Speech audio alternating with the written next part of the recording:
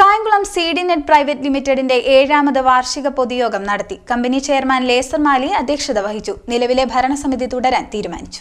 Kayamkulam CDNet private ലിമിറ്റഡിന്റെ 7ാമത് വാർഷിക പൊതുയോഗം കൊല്ലം നീണ്ടകര റീജൻസി ലേക്ക് വില്ലേജ് റിസോർട്ടിൽ നടന്നു.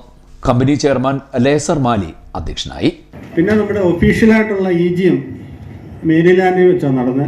അത് അംഗസംഖ്യ അറ്റൻഡൻസ് നോക്കണം, കുറവായിരുന്നെങ്കിലും 25/9 നമ്മുടെ AGM ഒഫീഷ്യലായിട്ടുള്ളത് നടന്നത്.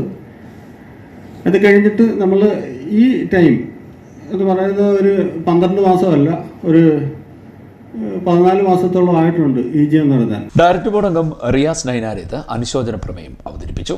ഡയറക്ടർ ബോർഡ് അംഗമായ ശ്രീകുമാർ സ്വാഗതം പറഞ്ഞു.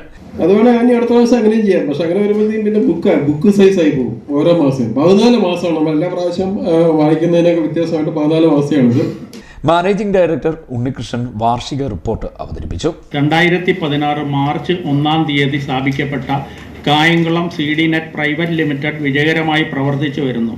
ചാനൽ സംപ്രേഷണ രംഗത്തും ബ്രോഡ്ബാൻഡ് ഡിസ്ട്രിബ്യൂഷനായും സോഷ്യൽ മീഡിയയിലും ജനശ്രദ്ധ ആകർഷിക്കുന്ന രീതിയിൽ എന്നും മുൻപന്തിയിൽ നിൽക്കുന്നു. കായംകുളം CDNet മികവാർന്ന പ്രവർത്തനങ്ങളിലൂടെ ജനഹൃദയങ്ങളിൽ ഇടം നേടിയ CDNet ഇനിയും കൂടുതൽ ഉയരങ്ങളിലെത്താൻ കഴിയുമെന്ന് തെളിയിച്ചിരിക്കുകയാണ്.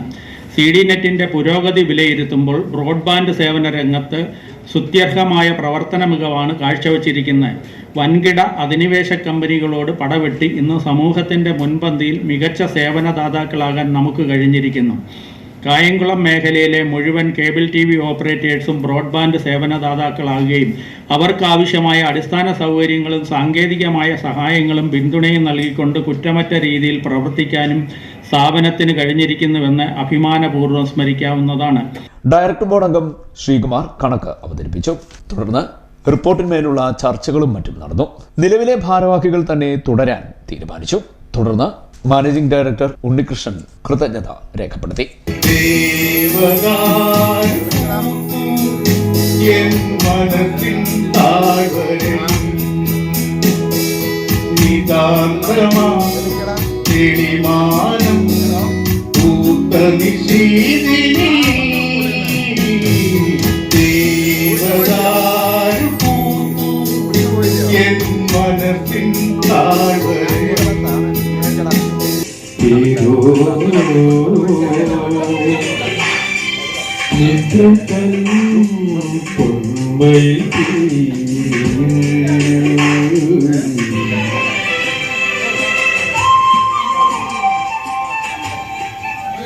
CDNet news Kayamkulam.